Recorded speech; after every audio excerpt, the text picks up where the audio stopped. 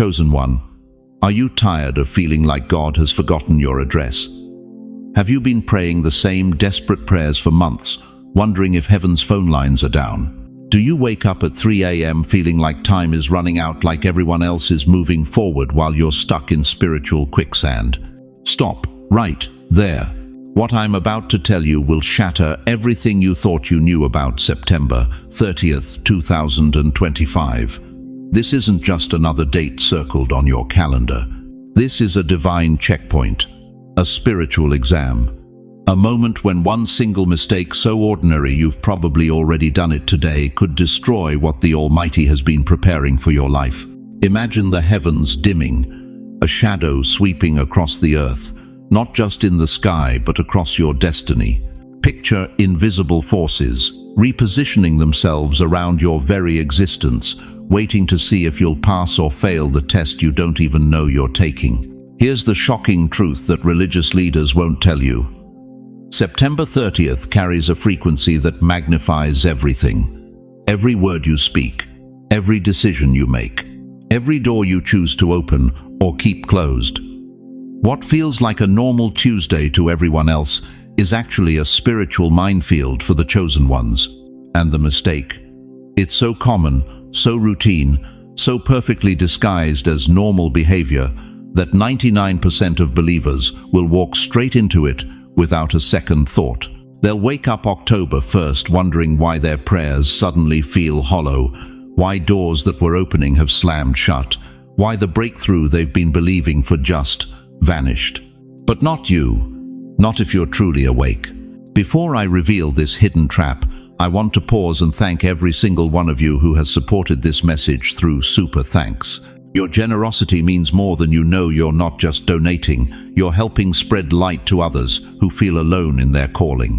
Whether you give or not, I'm deeply grateful for your presence here. Your support, your time, your attention, it all matters. And if this message resonates with your soul, go ahead and let the Holy Spirit guide your heart. The shadow is already moving, beloved. Even now, as these words hit your spirit, you can feel it. That restlessness, that electric tension in the air, that knowing in your bones that something significant is about to shift in the invisible realm. September 30th isn't coming, it's here. And what you do in the next 72 hours will either unlock the breakthrough you've been praying for or lock you out of it for months to come. The heavens are holding their breath. The question is, are you ready to discover the mistake that could cost you everything? If you feel a stirring already, type 777 inches the comments. That is your covenant with heaven that you're awake. Why do you feel like you're walking through thick fog lately? Why does every prayer feel like it's hitting a concrete ceiling? Why are you sensing that something massive is shifting in the spiritual realm, but you can't put your finger on what? Dear chosen one, what you're feeling isn't your imagination, it's preparation. The heavens themselves are repositioning for September 30th, 2025, a date that will either catapult you into your destiny or derail everything God has been orchestrating behind the scenes. Let me paint you a picture that will change how you see this moment. Imagine standing in Times Square at midnight on New Year's Eve. The entire world is watching. The countdown begins. 10, 9, 8. But instead of celebrating, you realize you're being tested. Every decision in those final seconds will determine your entire next year. That's September 30th in the spiritual realm. But here's what most believers don't understand. This isn't just any ordinary day. September 30th sits at the cosmic intersection where heaven's calendar meets Earth's timeline. It's like looking into a mirror fogged with breath. You see enough to trust, but not enough to know. And in that distortion, half-truths masquerade as whole truths. The Bible warns us in 2 Corinthians 11:14 that Satan himself transforms into an angel of light. On September 30th, that transformation becomes dangerously easy because the spiritual atmosphere creates perfect conditions for deception. What feels right will be wrong. What looks holy will be hollow. What sounds like God's voice will be the enemy's whisper. You've felt it building, haven't you? That restlessness in your chest that started weeks ago, those sleepless nights where your spirit wouldn't settle, that strange tension with people you love most. These weren't random occurrences, beloved. These were heaven's early warning system preparing you for what's coming. When heaven holds its breath, your smallest choice echoes louder than thunder. Think about eclipses for a moment. For those brief minutes when the moon passes between Earth and the sun, everything changes. Animals fall silent. The temperature drops. The very air feels electric with possibility and danger. September 30th carries that same cosmic weight, but in the spiritual dimension where your eternal destiny hangs in the balance. Scripture tells us in Ecclesiastes 3:1, "To everything there is a season, and a time to every purpose under heaven." But what Solomon didn't say, what's hidden between the lines, is that some seasons carry more weight than others. Some moments hold the power to accelerate your breakthrough or delay it for years. This is why the enemy has been working overtime in your life recently. He knows what's coming. He sees the blessing that's been prepared for you, and he's terrified. So he's setting traps. Subtle ones, ordinary ones, the kind you'd never suspect because they look like normal, everyday choices. But here's the shocking truth that will shake you to your core. The mistake that could destroy your September 30th blessing isn't some dramatic sin. It's not adultery or theft or murder. It's something so common, so routine, so perfectly disguised as normal behavior that you might have already done it 3 times today without realizing it. I'm talking to the grandmother in Phoenix who's been praying for her prodigal grandson for 15 years. I'm speaking to the retired businessman in Miami whose marriage has been hanging by a thread. I'm calling out to the widow in Chicago who's been believing God for companionship but feels more isolated than ever. You've been faithful. You've been patient. You've been believing. But September 30th is about to test whether you can recognize the trap when it comes wearing the face of someone you trust. The ancient Israelites understood this principle. They knew that certain days carried prophetic weight. That's why they marked their calendars not just with festivals, but with fasts. Not just with celebrations, but with warnings. They recognized that some moments in time are pregnant with possibility and danger. Daniel knew this when he set his face toward Jerusalem and prayed for 21 days. He understood that breakthrough requires not just faith, but timing. Not just prayer, but positioning. Not just belief, but discernment about the season he was entering. Right now, as these words penetrate your spirit, you can feel it, can't you? That quickening in your chest, that electric sensation running down your spine. That's not emotion, dear one. That's recognition. Your spirit recognizing that this message found you for a reason. The countdown has already begun. September 30th isn't coming, it's here. And what happens in the next 72 hours will determine whether you step into the greatest season of your life or watch it slip through your fingers like sand. The mistake I'm about to reveal is so deceptively simple that when I tell you what it is, your first reaction might be to dismiss it. You might think, "That's it? That's what could destroy my blessing." And that reaction, that dismissal, is exactly why so many believers will fail this test. Because in the kingdom of God, it's never the obvious sins that trip up the faithful. It's the subtle compromises, the small concessions, the tiny choices that seem insignificant in the moment, but carry eternal consequences. Stay with me to the very end, because the mistake I will reveal is so ordinary, you may have already made it today. And if you have, there's still time to course correct. But only if you're willing to face the uncomfortable truth about what God is really asking of you in this season. The cosmic clock is ticking, chosen one. The question isn't whether September 30th will arrive, it's whether you'll be ready when it does. Dear chosen one, let me ask you something that's going to cut straight to your heart. Why haven't you been sleeping through the night lately? Why do you find yourself wide awake at 2:47 a.m., staring at the ceiling, feeling like there's electricity running through your veins when your body should be at rest? You've told yourself it's just age, just stress, just the way things are when you hit 70, 80 or beyond. But what if I told you that every sleepless night, every toss and turn, every moment you've spent lying in the dark wondering what's wrong with you, what if none of that was random? What if it was a warning? You see, beloved, for the past 3 weeks, maybe longer, you've been carrying something in your chest. A heaviness that no doctor can diagnose. A restlessness that no medication can touch. You wake up feeling like you've been running a marathon in your sleep. Your shoulders carry tension that massage can't release.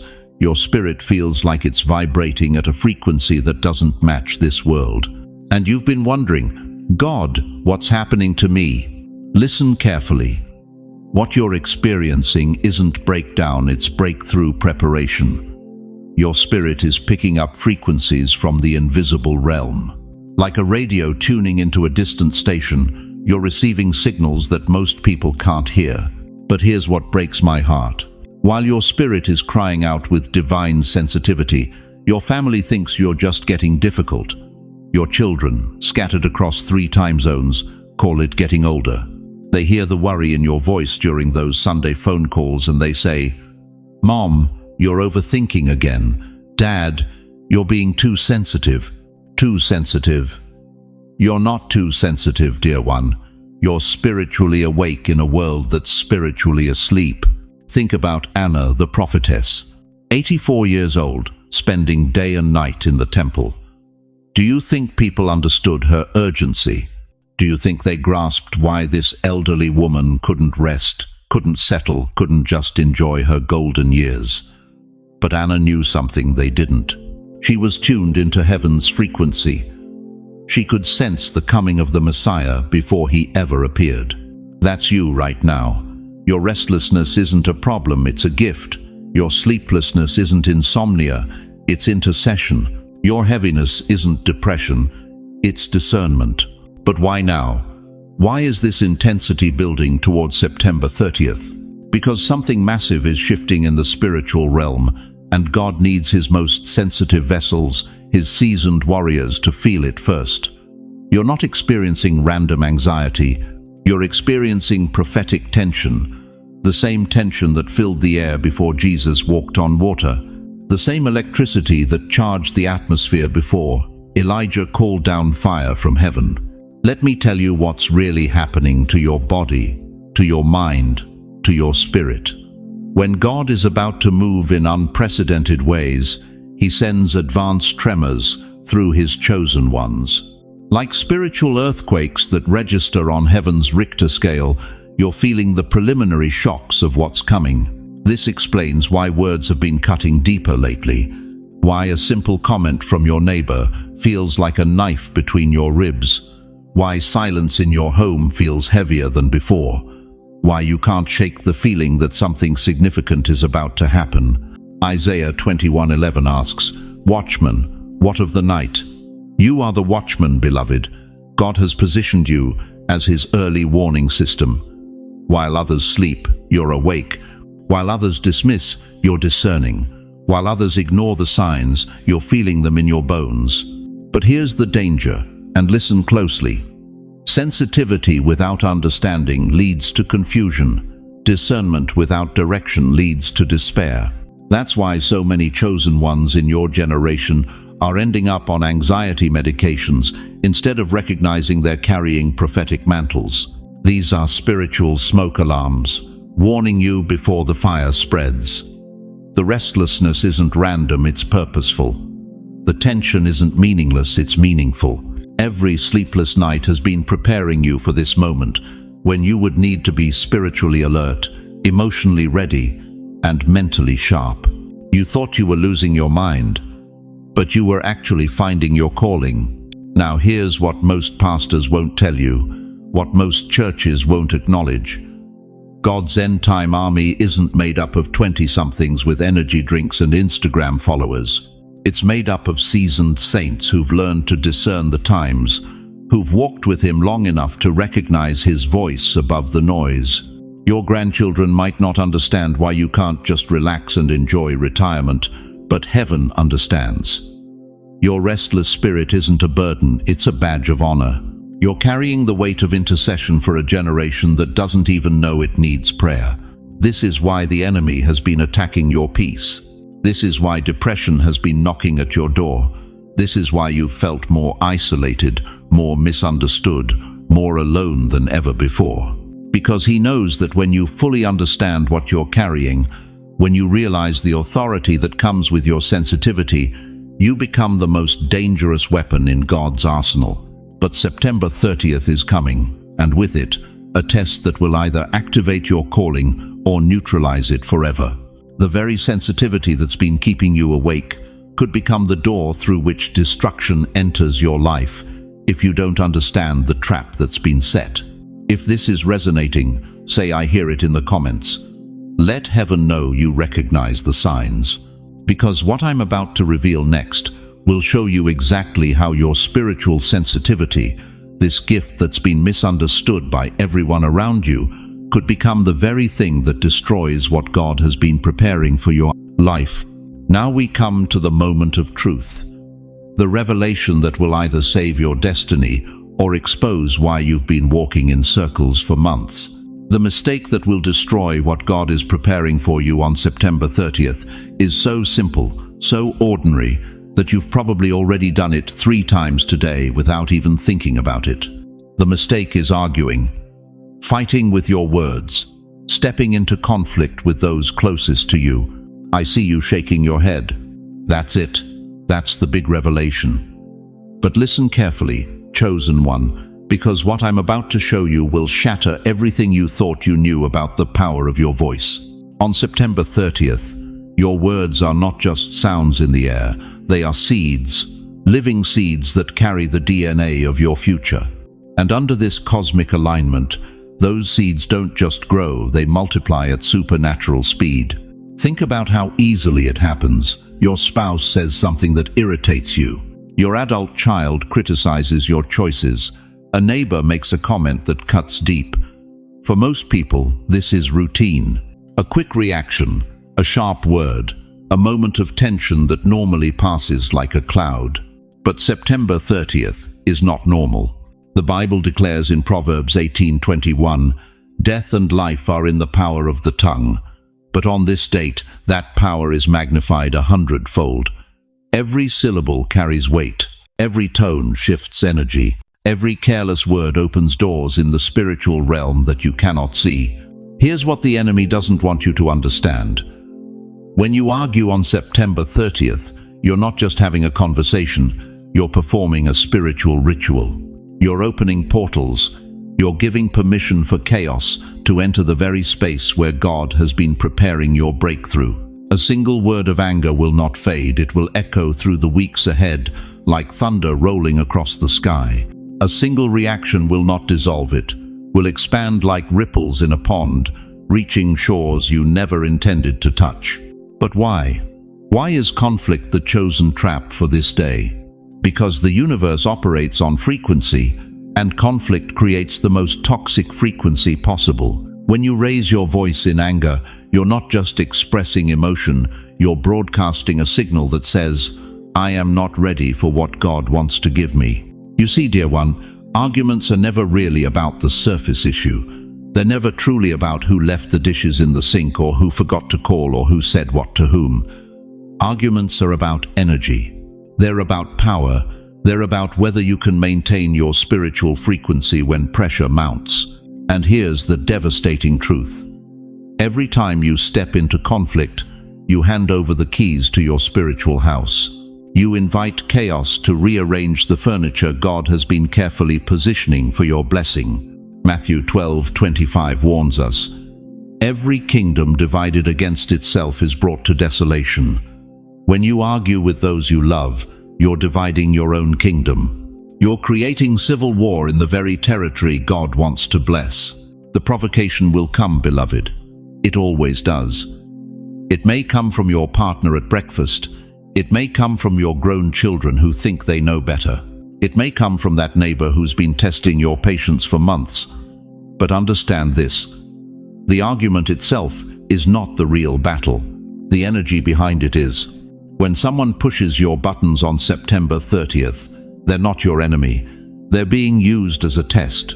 Heaven is watching to see if you'll rise above the bait, or if you'll bite the hook that's been dangling in front of you. And if you bite, if you let offense become your doorway, if you let irritation be the key that unlocks your spirit to destruction, you will undo in moments what God has been building in your life for months. Think about this. How many times have you won an argument but lost your peace? How many times have you proven your point but poisoned your atmosphere? How many times have you been right about the facts but wrong about the timing? James 1:19 gives us the blueprint. Be swift to hear, slow to speak, slow to wrath. Not because God wants to silence you, but because he knows that hasty words in heated moments create havoc in the heavenly realm. Your tongue is not just a muscle in your mouth, chosen one. It's a rudder that steers your destiny. Proverbs 21:23 declares, "Whoso keepeth his mouth and his tongue keepeth his soul from troubles." On September 30th, that keeping is not optional, it's essential. But here's where most people fail. They think silence means weakness. They believe that not responding means backing down. They confuse restraint with retreat. Nothing could be further from the truth. When you choose silence over conflict on September 30th, you're not being passive, you're being powerful. You're demonstrating a strength that hell cannot touch and heaven cannot help but notice. You're proving that you understand something most believers never learn, that your greatest victories are won in the moments when you refuse to fight. But the test is coming, beloved. The provocation is already in motion. Someone close to you is about to push every button you have. Someone you love is about to say exactly the wrong thing at exactly the wrong time. And when they do, you must remember, this is not about them. This is not about being right. This is not about defending your position or proving your point. This is about protecting what God has been preparing for you. Guard your words as if they were treasure, because on September 30th they are. Every syllable you choose to hold back is a gift to your future self. Every reaction you refuse to release is a blessing you're preserving. If you can hear the urgency in my voice, if you understand that September 30th is not just another day, but a divine test of your spiritual maturity, then type "I choose silence" in the comments right now. That declaration is your shield. That commitment is your protection. That choice is your covenant with heaven, that you will not let conflict destroy what God is preparing. But knowing the trap is only half the battle. You also need to understand exactly how this spiritual warfare operates and why the enemy has been positioning people around you for weeks, waiting for this exact moment to strike. Dear chosen one, let me speak directly to your heart right now. You've been carrying something heavy, haven't you? For decades you've weathered storms that would have broken younger souls. The betrayal when your own children turned their backs on you. The nights you sat by your spouse's hospital bed, watching machines keep them alive while you begged God for one more day. The financial devastation that wiped out your retirement savings in 2008, leaving you wondering if you'd ever feel secure again. You thought those battles were random. You thought that pain was just part of life. But what if I told you that every single attack on your life has been strategic? What if every heartbreak, every health scare, every family fracture was a calculated assault on something heaven values more than you've ever realized? Listen carefully. The enemy doesn't waste ammunition on nobodies. He doesn't deploy his fiercest demons against powerless people. But you've been in his crosshairs for 70, 80, maybe 90 years. Why? Because your voice carries something that terrifies hell itself, generational authority. Think about it. Every prayer you've whispered over a sick grandchild, every tear you've shed interceding for a prodigal son, every sleepless night you've spent crying out to God for your family's salvation. Those weren't just prayers, beloved. They were prophetic declarations backed by decades of proven faithfulness. Your words carry the weight of a lifetime walking with the Almighty. That's why hell wants your anger. That's why the enemy keeps pushing your buttons, stirring up old wounds, provoking you to lose your temper. Because when you explode in rage, when you let offense poison your spirit, You contaminate the very inheritance you've been building in prayer for generations. Here's what breaks my heart. You've survived the worst the devil could throw at you. The diagnosis that should have killed you but didn't. The betrayal that should have destroyed your faith but somehow deepened it. The financial ruin that should have made you bitter but taught you to trust God completely. You've walked through fires that consumed others, and you're still standing, still believing, still praying. But now, in these golden years, when your prayers should carry the most power, when your voice should command the most respect in heaven's courts, the enemy has shifted tactics. He's not trying to destroy you anymore. He's trying to get you to destroy yourself, one argument at a time. Picture this with me. You've spent all winter warming your house, every room heated to perfection, every corner filled with the warmth you've carefully cultivated through months of faithful tending. But then a storm hits, and in a moment of frustration, you throw open every window, the wind rushes in, the cold invades, and in minutes, the warmth you spent months building is gone. That's what argument does to your spiritual house on September 30th. Every harsh word is a window flung open. Every bitter response is an invitation for chaos to enter the sacred space you've been guarding in prayer. The warmth of God's presence that you've cultivated through decades of worship gets scattered in the wind of one heated exchange. But here's the truth that will shake you to your core. Those scars you carry, the emotional wounds from years of spiritual warfare, they're not marks of shame, they're credentials. They're evidence that you've survived what was meant to kill you. They're proof that you carry something so valuable, so powerful, that hell has been trying to steal it your entire life. Revelation 12:11 tells us, "They overcame him by the blood of the Lamb and by the word of their testimony." Your testimony, dear saint, is written in those scars. Every line on your face tells a story of God's faithfulness. Every grey hair is a crown of wisdom earned through battles fought and victories won. But on September 30th, you face a choice. Will you trade that crown for chaos? Will you exchange your spiritual credentials for a moment of satisfying anger? Will you let decades of accumulated authority evaporate in the heat of one unnecessary argument? The enemy knows your weaknesses. He's studied you for decades. He knows exactly which button to push to make you explode.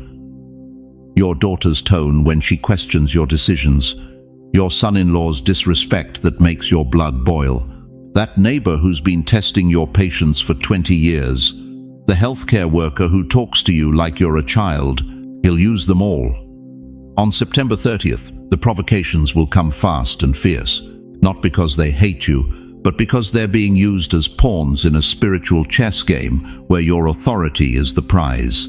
You've noticed it already, haven't you? The tension in your family has been building. Conversations that used to flow easily now feel strained. People you love are suddenly irritable, critical, quick to take offense. That's not coincidence. That's preparation. The spiritual atmosphere is being charged, ready to explode at the slightest spark. Here's what most people don't understand about generational authority. It's not automatic. It's not permanent. It must be stewarded. It must be protected. And it can be lost in a single moment of unbridled rage. When you argue with those closest to you, you're not just defending your point.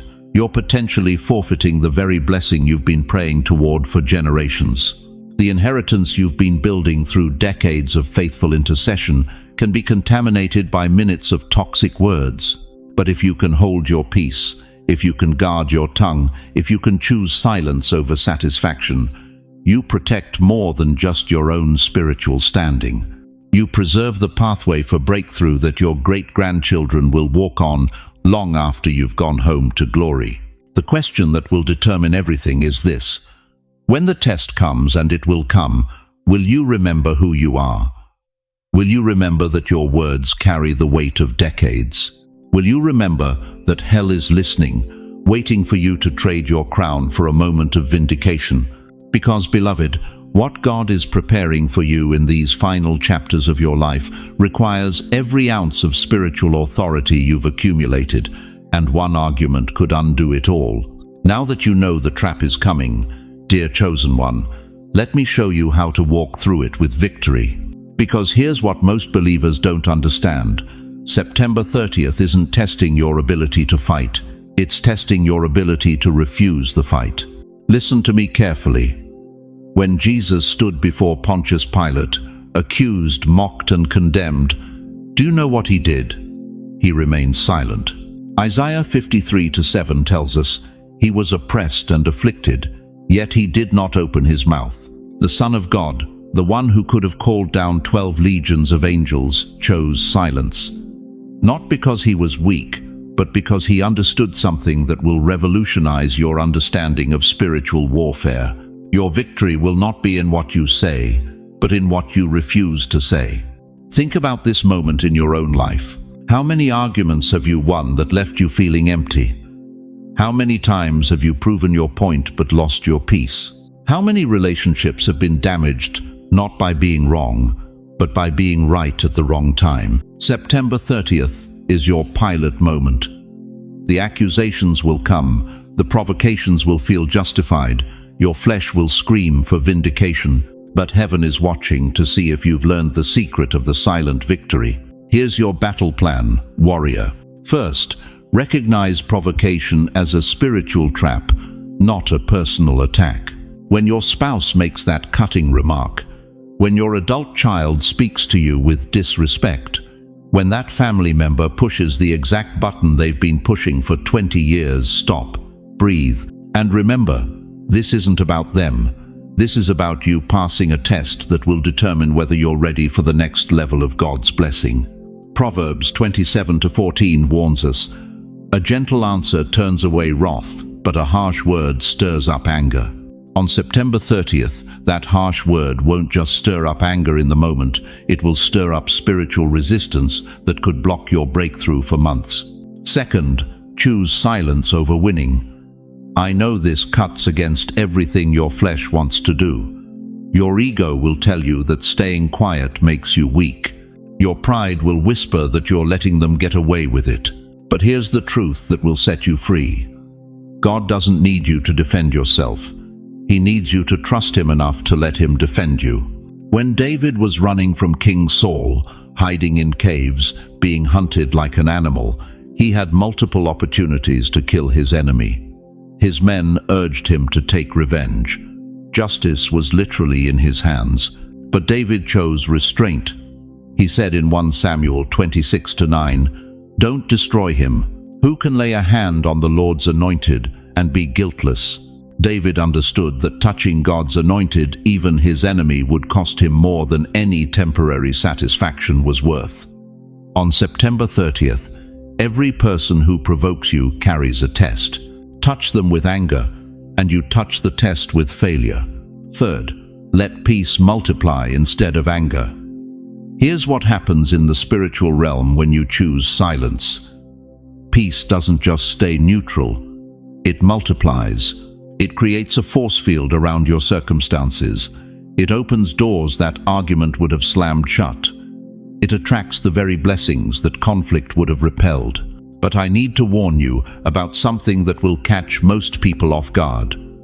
The final test may not come during the obvious moments of tension. It may come after the shadow passes, when you think it's over, when your guard is down, when you believe you've already passed. The enemy is cunning. He knows that if he can't get you to fail during the obvious test, he'll wait until you're relaxed, until you're celebrating your victory, until you think the danger has passed. Then he'll send the softest provocation, a gentle criticism, a subtle insult, a seemingly innocent comment that lands just wrong. And in that moment of lowered defenses, you might think, well, the test is over now. I can respond normally. But the energy of September 30th doesn't end at midnight. It lingers. It waits. It watches to see if your transformation was real or just temporary self-control. This is why Jesus warned in Matthew 24:13, "But the one who stands firm to the end will be saved." Not just to the middle of the test, not just through the obvious part. To the end. Your greatest victory might come in the moment when you least expect to need one. when someone you love looks at you with tired eyes and says something that would normally start a 3-hour argument, when your neighbor makes a comment that would usually trigger your defense mechanisms, when life presents you with what looks like a small, harmless opportunity to correct someone, to put them in their place, to stand up for yourself. In that moment, that seemingly insignificant moment, the heavens will lean in to see what you've really learned. Will you take the bait when it's wrapped in familiarity? Will you argue when it feels justified? Will you defend when it seems necessary? Or will you remember that your silence is not weakness, it's warfare? Will you understand that your restraint is not submission, it's strategy? Will you recognize that what looks like losing is actually winning in God's economy? The paradox that will transform your life is this: your victory will not be in what you say, but in what you refuse to say. Your breakthrough will not come from proving your point, but from protecting your peace. Your blessing will not flow from being right, but from being righteous. Righteousness, dear one, is not about perfection, it's about position. And on September 30th, your position must be one of spiritual discipline, emotional restraint, and supernatural trust that God sees everything, knows everything, and will vindicate everything in His perfect timing. Are you ready to walk in this level of spiritual maturity? Are you prepared to let your silence speak louder than your words? Can you trust God enough to let Him fight your battles while you guard your heart? If you're ready to pass the test, write, "I will not argue." Seal it before heaven. Make that commitment now, before the moment comes, before the heat rises, before the old patterns try to pull you back into familiar defeat. Because what God is preparing for you on the other side of this test will make every moment of restraint worth it. But the question that will determine your destiny is this: will you prove yourself worthy of the preparation, or will you disqualify yourself with a single moment of unguarded words? But now we reach the sacred crescendo of this revelation, beloved. The moment when everything I've shown you crystallizes into the most beautiful truth your heart has been waiting to hear. You see, dear chosen one, that silence you've been asked to hold, that restraint that feels like weakness to the world, it's not emptiness, it's incubation. Every word you don't speak in anger is a prayer ascending to the throne room. Every argument you refuse to enter becomes a doorway heaven can walk through. The world has lied to you about power. They told you power is in the voice that shouts loudest, in the fist that strikes hardest, in the ego that demands to be heard. But God's power moves in the opposite direction. It flows through the grandmother who bites her tongue when her adult children criticize her. It surges through the grandfather who chooses patience when his spouse of 50 years snaps from exhaustion. It radiates from the senior who refuses to defend themselves because they know their worth doesn't come from winning arguments. This is why September 30th is your coronation, not your condemnation. But listen closely, what you're protecting through your silence isn't just your peace of mind. You're protecting the very atmosphere in which miracles can form. You think God has been silent in your life. You think He's forgotten the prayers you've whispered at 3 a.m. Dear soul, He's been working in the laboratory of your longing, crafting something so magnificent that it requires perfect conditions to manifest. Think about Job. For months he sat in ashes while his friends accused him, while his wife told him to curse God and die, while everything he'd built crumbled around him. But Job held his tongue. He didn't defend himself to his accusers. He didn't explain himself to his critics. And in that silence, in that sacred, agonizing silence, God was preparing a restoration so complete that Job's latter days were greater than his former. Job 42:12 declares it with thunderous authority. The Lord blessed the latter part of Job's life more than the former part. More than the former part. At an age when the world expected him to fade away, God doubled everything he had lost. That's your September 30th promise, beloved. But consider Joseph. 13 years of silence.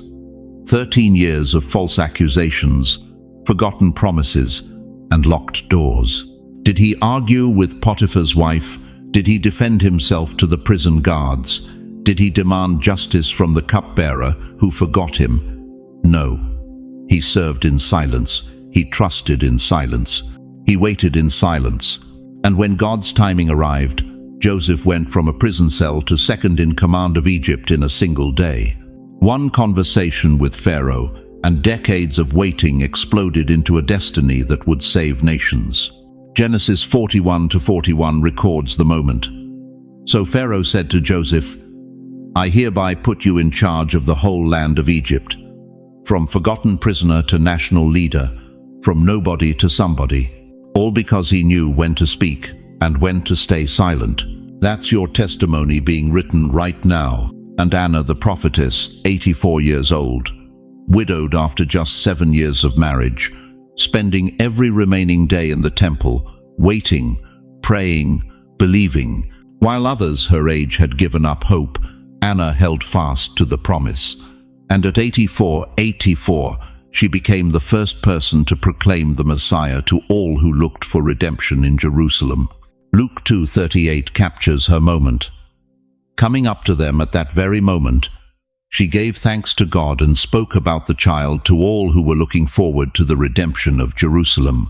Your age isn't your limitation, it's your qualification for the miraculous.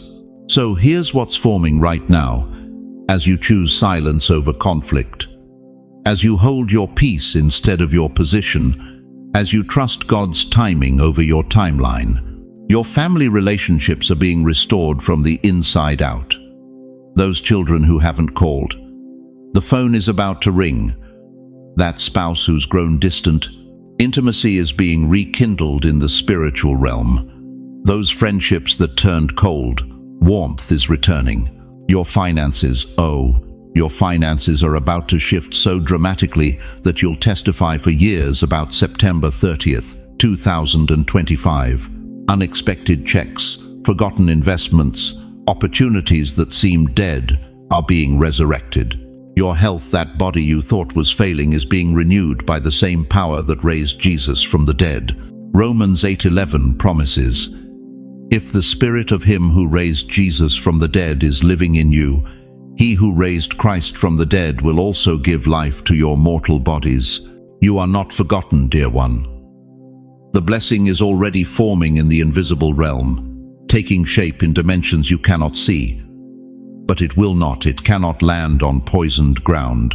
Will you guard the soil of your heart for just one more day? But here's what nobody is telling you, chosen one. Here's the deception that will catch even the most spiritually aware believers completely off guard. The mistake most will make is believing the test is over when the light returns. But the real danger lingers in the afterglow. You think September 30th ends at midnight. You think the spiritual intensity fades when the calendar flips to October 1st. That's exactly what the enemy is counting on.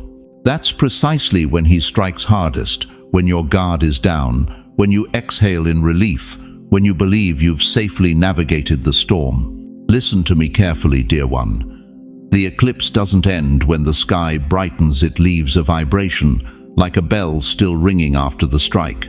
And that vibration can shatter everything you thought you'd protected. Picture this, you've made it through September 30th. You've been careful, you've watched your words. You've avoided the obvious traps. The sun is shining again, life feels normal, and you think, I passed the test. That's when it happens. Your spouse makes that familiar complaint you've heard 1,000 times before. A small sigh, a casual criticism, an everyday irritation that on any other week would roll off your back like water. But this time it carries the amplified spiritual weight of the eclipse energy still humming in the atmosphere.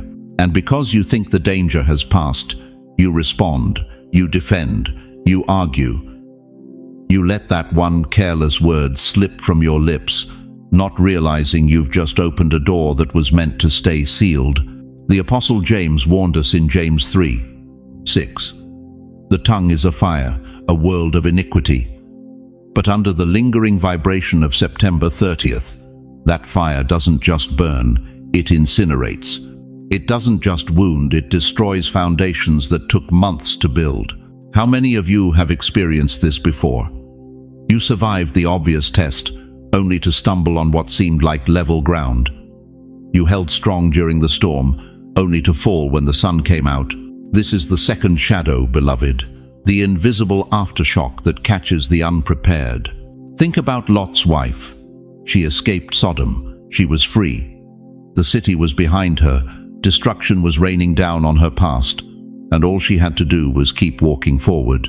But in one unguarded moment, one look back, she became a pillar of salt.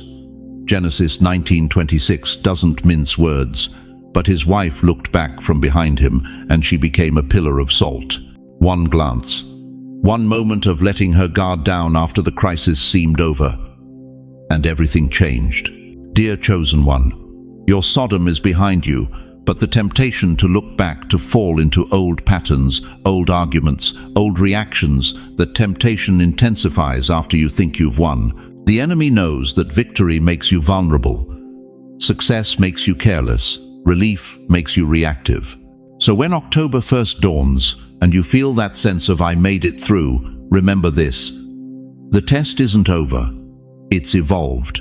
It's become more subtle, more deceptive, more dangerous, because now it wears the mask of normalcy. That family dinner conversation that suddenly turns tense, that's not random. That phone call from the relative who always pushes your buttons, that's not coincidence. That moment when your patience runs thin over something trivial, that's the second shadow testing whether you truly understand the gravity of what you've been carrying. The vibration of September 30th doesn't dissipate overnight. It lingers like perfume in an empty room, like the echo of thunder long after the lightning has passed. And in that echo, every word you speak is amplified, every reaction is magnified, every choice is eternally recorded.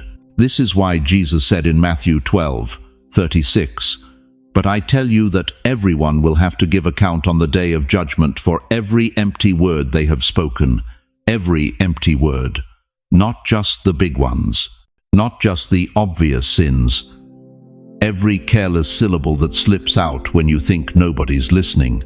But heaven is always listening. And after September 30th, heaven is listening with supernatural intensity. Type "I will stay awake" if you refuse to be caught off guard, because what I'm about to reveal next will show you exactly how to recognize the second shadow when it comes. Listen to me, chosen one. What I'm about to tell you will cut through the lies you've been carrying about your family's pain. You think that argument brewing in your kitchen is just about you and your spouse. You think that tension with your grown children is just another family squabble. You think that bitterness you've been nursing against your brother is just personal hurt. You're wrong. That argument isn't yours.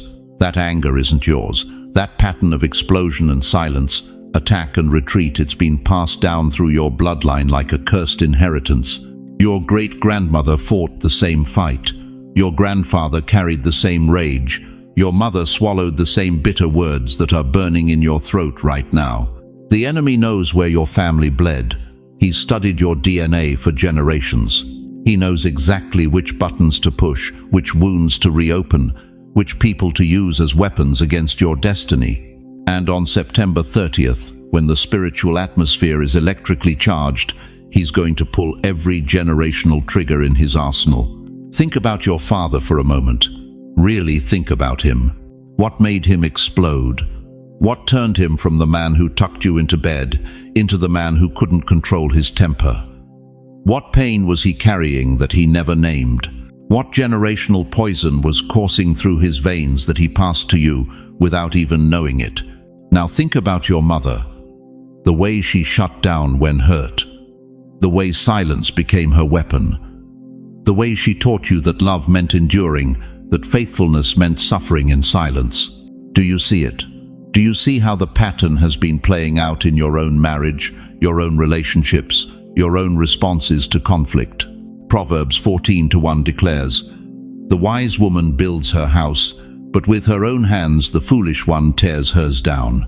But here's what most people miss. You're not just building or tearing down your house.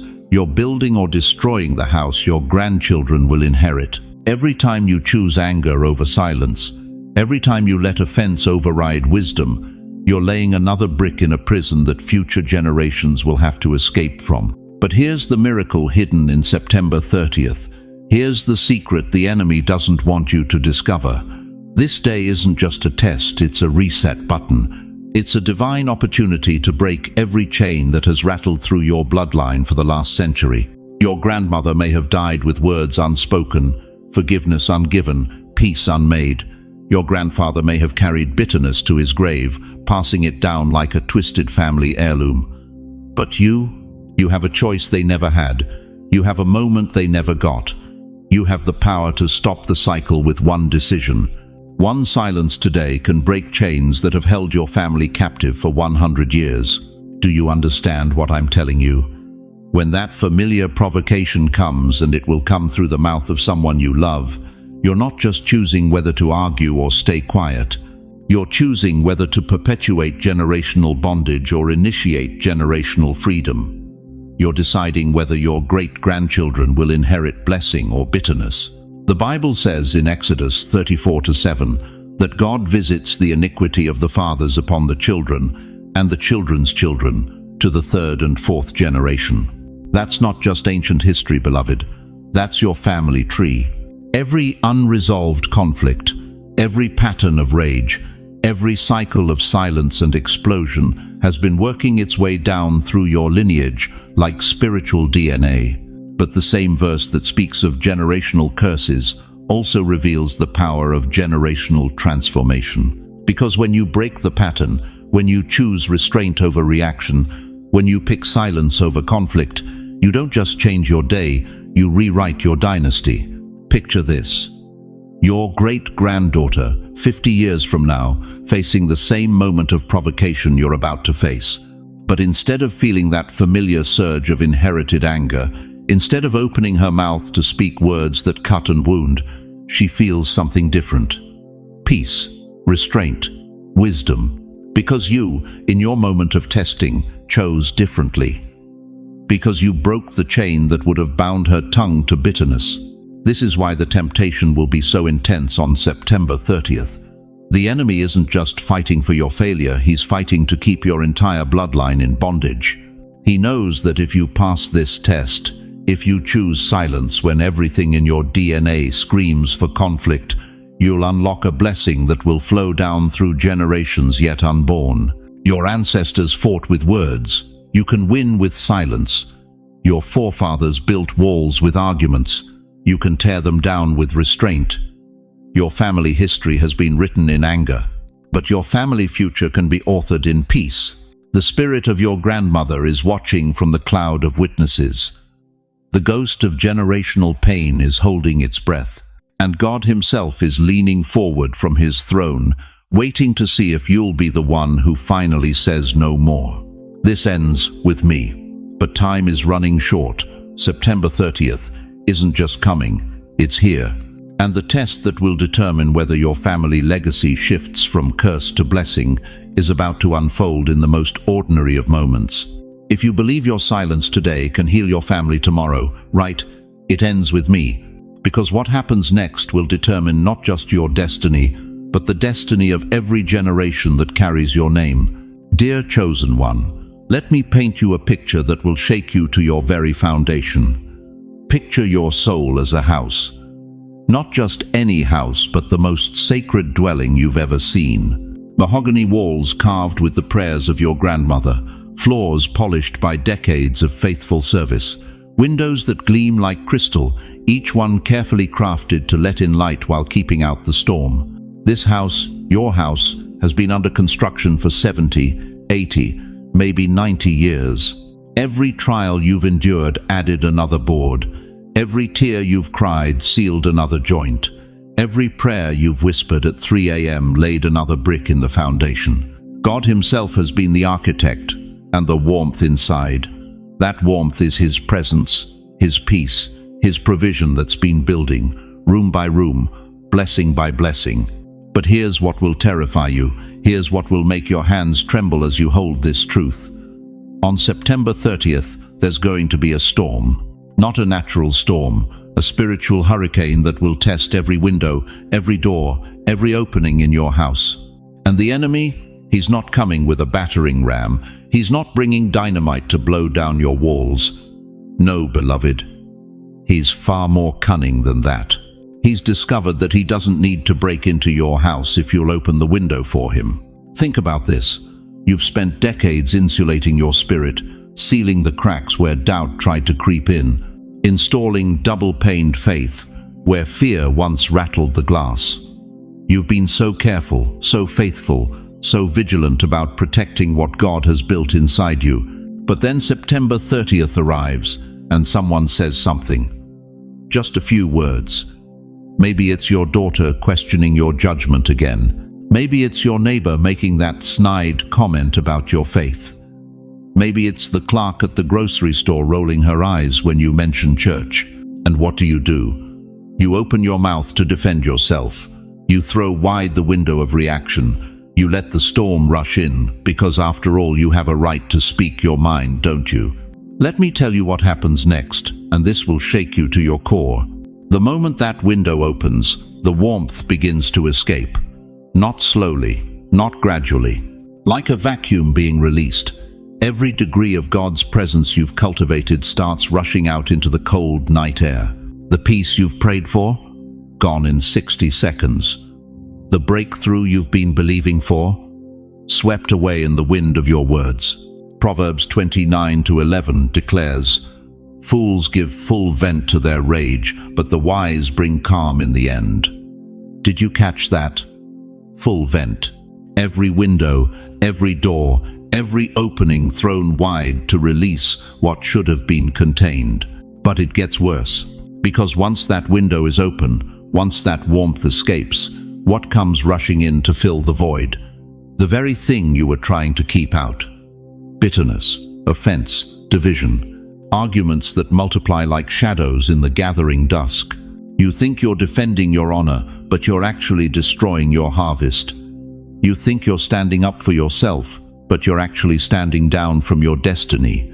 Listen to me carefully, dear one. James 1:19 warns us. Everyone should be quick to listen, slow to speak, and slow to become angry. Slow to speak, not silent forever, but slow, deliberate, protective of the atmosphere you've worked so hard to create. Every careless word is a window thrown open. Every silence is a latch that keeps the warmth in. Can you feel it right now? Can you sense how many times you've done this without realizing? How many conversations have drained the very presence you've been praying to increase? How many arguments have let in the cold you've been trying to escape? That restlessness you've felt lately, that spiritual chill that won't go away no matter how much you pray. Dear one, check your windows. Some of them have been open for weeks, maybe months, and you didn't even know it. But here's the mercy in this message. Here's why heaven had to warn you before September 30th arrives. You still have time to walk through your house, room by room, window by window. You can still check the latches. You can still seal what needs sealing. Because the storm is coming, beloved. Not to destroy you, but to test you. To see if you've learned to protect what God has built. To see if you understand that some battles are won not by fighting, but by refusing to let the fight into your sacred space. The enemy is counting on your reaction. He's banking on your need to have the last word. He's gambling that you'll choose the temporary satisfaction of speaking your mind over the eternal blessing of keeping your peace. Matthew 12:36 cuts straight to the bone. I tell you that everyone will have to give account on the day of judgment for every empty word they have spoken. Every empty word. Every careless comment. Every window you threw open when you should have kept it sealed. But don't you see the beautiful irony? The very test that could destroy your blessing is also the test that could multiply it. Every window you keep closed on September 30th becomes a door God can open in October. Every word you hold back becomes a prayer He can answer. Every silence you choose becomes a space He can fill. The question that will determine your destiny is this: when the storm hits, when the provocation comes, when someone tries to bait you into opening that window, Will you remember this house? Will you remember what you've built? Will you remember that the enemy doesn't need to break in if you'll let him in? Your soul is not just any house, chosen one. It's the dwelling place of the Most High God, and on September 30th, heaven will be watching to see if you've learned to be a good steward of the sacred space He's entrusted to your care. But before I reveal the devastating mistake that could shatter your destiny on September 30th, there's something deeper you need to understand. Something that cuts straight to the heart of why this test exists in the first place. Who told you that you had to fight to be seen? Let that question settle in your spirit for a moment. When did you first believe that your voice only mattered when it was raised? When did you start thinking that silence meant surrender? That keeping the peace meant you were weak? I'll tell you who whispered that lie into your heart. The same deceiver who convinced Eve that God was holding something back from her. The same voice that told you your worth was tied to your words, your value measured by your ability to defend yourself, your significance proven by how loudly you could argue your point. Who convinced you that your silence is weakness? Dear chosen one, you've been living under a deception so ancient, so deeply rooted, that it feels like truth.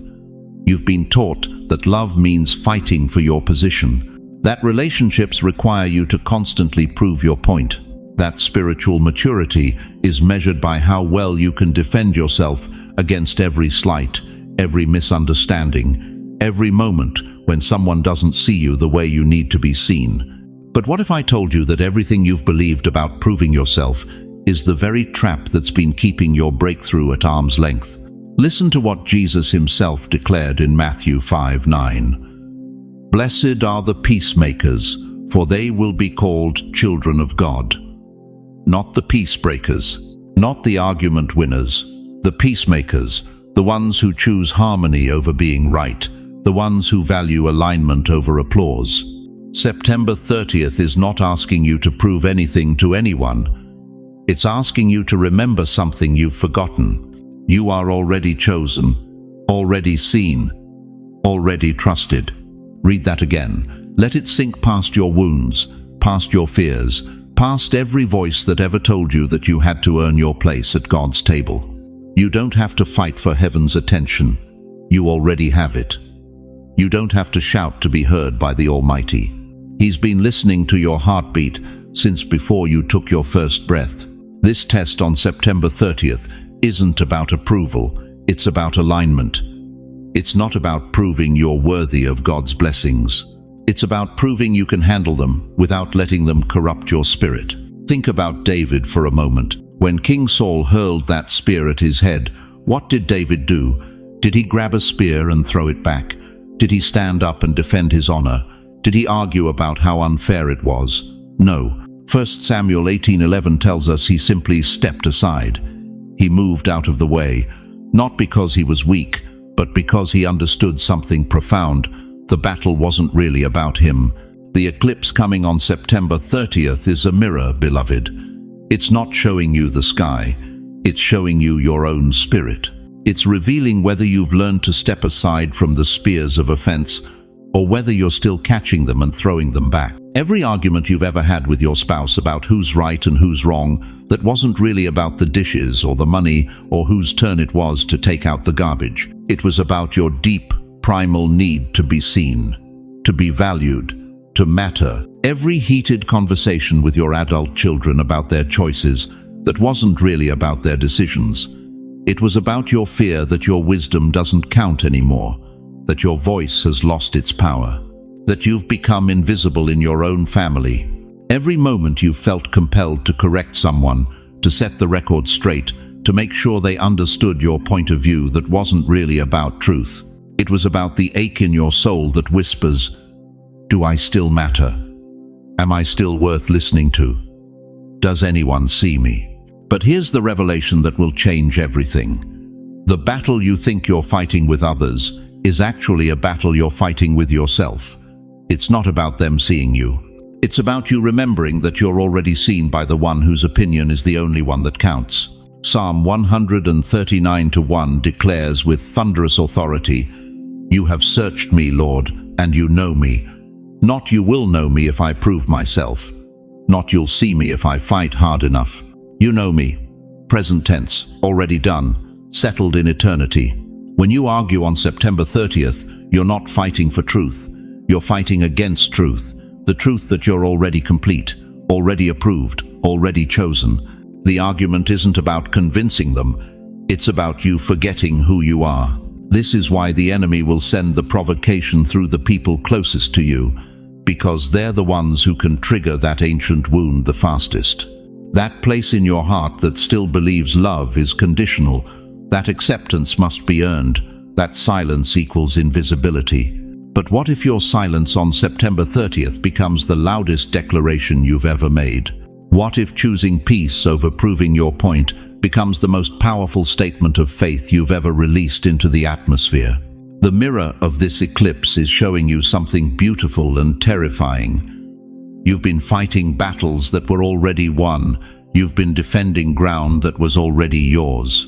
You've been shouting for attention from heaven when heaven has been shouting your name since before time began. If you're ready to drop the need to prove and step into alignment, if you're ready to stop fighting for what you already have and start protecting what God is still preparing, comment right now, I am already seen. Because what I'm about to show you next will explain exactly how this ancient deception has been sabotaging your destiny and why September 30th is your divine opportunity to break free from it forever. Dear Chosen One, you've been warned about the obvious traps. You know to avoid the shouting matches, the heated arguments, the explosive confrontations that shatter peace like glass hitting concrete. But what I'm about to reveal will shake you to your core, because the enemy's most deadly weapon isn't a roar, it's a whisper. Listen carefully. The final test of September 30th won't come storming through your front door. It won't announce itself with raised voices or clenched fists. It will arrive wearing the mask of love, concern, even spiritual urgency. It will sound like this: we need to talk. Right now. I can't keep this inside anymore. If we're being honest here, the Lord is telling me to speak truth. Do you feel that chill running down your spine? That's your spirit recognizing the trap. Because, beloved, these words carry a righteous sound. They feel moral, they seem urgent. They whisper of truth and transparency and holy honesty. But under the spiritual atmosphere of September 30th, they are landmines disguised as stepping stones. The devil doesn't always come as a serpent. Sometimes he comes as an angel of light, speaking the language of breakthrough when he's actually orchestrating breakdown. And the most dangerous moment isn't when someone screams at you, it's when someone looks you in the eye with tears and says, God is telling me we have to address this now. Think about Eve in the garden. The serpent didn't attack her with violence. He came with a question that sounded reasonable. Has God really said? One conversation, one moment of engaging with what seemed like legitimate inquiry, and paradise was lost. Your paradise, the breakthrough God has been preparing for months, hangs in the balance of how you respond to these whispered provocations. Scripture warns us in Ecclesiastes 3:1, to everything there is a season, and a time to every purpose under heaven. Not every truth is meant for this hour, dear one. A seed planted out of season will rot, even in perfect soil. And September 30th is not the season for every conversation your heart might be burning to have. But here's where it gets devastating. The person bringing this urgent truth might be someone you love deeply, your spouse of 40 years, your adult child, your closest friend. They'll approach you with that familiar look of concern, that tone that says, I'm doing this because I care about you. And every fiber of your being will want to engage. Every instinct will scream, if I don't respond, I'm being cold, distant, unloving. That's the lie that destroys destinies. When Nehemiah was rebuilding the walls of Jerusalem, his enemies kept sending messages. Come, let us meet together. They sounded reasonable. They appeared to want dialogue. But Nehemiah's response in chapter 6 verse 3 should be your response today. I am doing a great work, so that I cannot come down. Why should the work cease while I leave it and go down to you? You are doing a great work right now. God is building something in the invisible realm around your life. And the enemy knows that if he can get you to come down from your place of spiritual focus, if he can entice you into the valley of immediate emotional reaction, the work will cease. The whisper test isn't about the content of what they want to discuss. It's about the timing. It's about recognizing that some conversations, no matter how necessary they might seem, are weapons when wielded at the wrong moment. Picture this. You're standing in your kitchen at 7:43 p.m. The day has been heavy, the atmosphere thick with that September 30th energy. Your phone buzzes. A text from someone close. Can we talk? I've been thinking about some things, and I feel like God wants me to be honest with you. Your chest tightens. Your mind races. What could this be about? What have I done? What haven't I done? The old you would have immediately called back, immediately engaged, immediately stepped into the arena of explanation and defense. But the awakened you, the chosen one, who understands the timing of heaven, recognizes the setup. This isn't about love. This is about disruption. This isn't about truth. This is about sabotage. Proverbs 27:14 says, "He who blesses his friend with a loud voice, rising early in the morning, it will be counted a curse to him." Even blessings become curses when the timing is wrong. How much more dangerous are confrontations wrapped in spiritual language? The whisper test will feel like the most important conversation you could have. It will feel urgent, pressing, like something that cannot wait another day. The person approaching you might even say, "I've been praying about this, and God told me now is the time." But hear me clearly, God's voice never contradicts God's seasons. And September 30th is not the season for every truth to be spoken, every grievance to be aired, every concern to be addressed. When Jesus walked this earth, he said in John 16:12, "I have yet many things to say unto you, but ye cannot bear them now." Even the Son of God understood that timing is as holy as truth itself. Even perfect truth can become poison when administered at the wrong moment. The enemy's strategy is simple. Get you to believe that love requires immediate response, that spirituality demands instant transparency. That relationship means never saying, "Not now, but later." But sometimes the most loving thing you can do is refuse to engage. Sometimes the most spiritual response is silence. Sometimes the deepest commitment to relationship is protecting it from conversations that would wound it.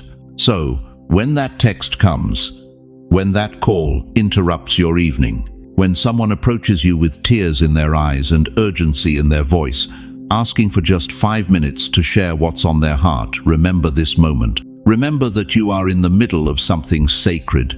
Remember that your spiritual focus is more valuable than their emotional comfort.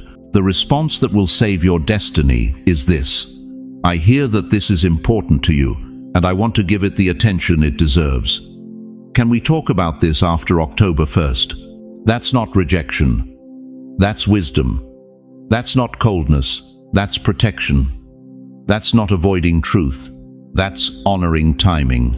If you feel the Spirit telling you to wait, if something in your heart is confirming that this message is for you, write in the comments, "I trust the timing." Because, beloved, the greatest truth spoken at the wrong moment becomes the greatest lie. And September 30th is testing whether you love God's timing more than man's urgency. The choice you make in that moment will determine whether October 1st finds you celebrating breakthrough or mourning what could have been. Beloved chosen one, as we reach the end of this sacred moment together, I need you to carry these truths deep into your heart like precious stones. Remember this: September 30th is not about surviving another day, it's about stewarding a divine moment. The whisper test will come. The seemingly urgent conversation will knock at your door. The righteous-sounding confrontation will present itself wearing the mask of love and honesty. But you now know the secret. Timing is as holy as truth itself. Remember that your silence is not weakness, it's wisdom. Your refusal to engage is not coldness, it's protection. Your choice to wait is not avoidance, its alignment with heaven's perfect schedule. What God is preparing for you is too precious to be contaminated by conversations spoken in the wrong season. And hear me clearly, dear one, you are not walking this path alone. Even when the test feels isolating, even when it seems like everyone around you is demanding immediate response, you are surrounded by an invisible cloud of witnesses. The same God who parted the Red Sea is parting ways for your breakthrough. The same God who made the sun stand still is holding time itself in his hands for your benefit. Right here, in this community of awakened souls, you have thousands of brothers and sisters who understand your journey. We see you. We believe in you. We will stand with you in prayer when the whisper test comes. You belong to something greater than yourself, a family of chosen ones who refuse to let the enemy steal what heaven has ordained. So let me ask you this final question, and let it settle deep in your spirit. When that moment comes, when the test arrives disguised as urgent love, will you trust God's timing more than man's emotions? Will you protect what he's building more than you appease what others are feeling? Before I release you into your destiny, I want to place my hand on your shoulder through these words and pray over your life with the authority of someone who has walked with God for decades. Heavenly Father, I lift up every precious soul who has stayed with me through this entire message. Lord, you see their hearts. You know their struggles. You've counted every tear they've cried in secret, every prayer they've whispered in the dark, every moment they've chosen obedience over comfort. Father, as September 30th approaches, I pray for supernatural strength to flow through their veins. When the whisper test comes, and it will come, let them feel your presence like a warm embrace, reminding them that you are in control. Give them the courage to choose, your timing over human urgency, your wisdom over worldly pressure. Lord, protect the breakthrough you've been preparing, guard the doors you've been opening, shield the blessings you've been positioning. Let no weapon formed against them prosper, and let every tongue that rises in judgment be shown to be in the wrong. Father, surround them with divine appointments and holy connections. Remove every person who would sabotage their peace, and draw close every soul who would strengthen their faith. Give them dreams that encourage, signs that confirm, and miracles that astound. Most of all, Lord, let them feel your love right now. Let them know that they are seen, they are chosen, they are never forgotten. In the quiet moments when doubt whispers, let your voice thunder louder. In the lonely hours when fear creeps in, let your presence fill every corner of their heart. Bless their families, their finances, their health, their homes. Open windows of heaven and pour out blessings they don't have room to contain. Let this be the season when everything changes, when every promise comes to pass, when every prayer receives its answer. In Jesus' mighty name, Amen. Now, before you leave this sacred space, I want to hear from you. In the comments below, share what God spoke to your heart today. Tell us which part of this message hit you the deepest. Ask for prayer if you need it. This community will surround you with intercession. And if you're believing God for breakthrough in your life, declare it boldly. Your testimony might be exactly what someone else needs to keep holding on. If this message blessed your soul, please share it with someone who needs to hear it. There's a chosen one in your life right now, a family member, a friend, a neighbor who's about to face their own whisper test. They need to know they're not alone. They need to understand the power of divine timing. Thank you for trusting me with 60 minutes of your precious time. Thank you for opening your heart to receive what heaven wanted to pour into you today. If this is your first time here, welcome to the family. Hit that subscribe button and join thousands of believers who gather here every week to be encouraged, equipped, and empowered for kingdom living. Remember, beloved, the test is coming, but so is the triumph. The whisper will try to distract you, but your destiny will not be denied. You are chosen, you are loved, and you are never, ever alone. Until we meet again, guard your peace, trust His timing, and walk in the unshakable knowledge that your breakthrough is closer than you think. God God bless you mightily, chosen one. Your finest hour is just ahead.